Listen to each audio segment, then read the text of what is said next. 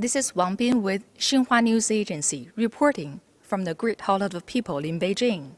On Wednesday afternoon, Chinese President Xi Jinping held a welcoming ceremony for Uruguayan President Luis Alberto لاکالے, who is on a state visit to China from November 20th to 24th. This is لاکالے's first visit to China. Uruguay is an important country in South America.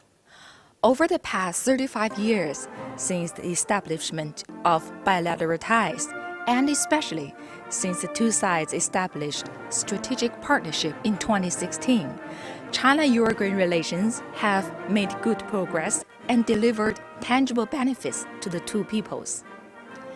After the welcoming ceremony, the two heads of state proceeded to have bilateral talks.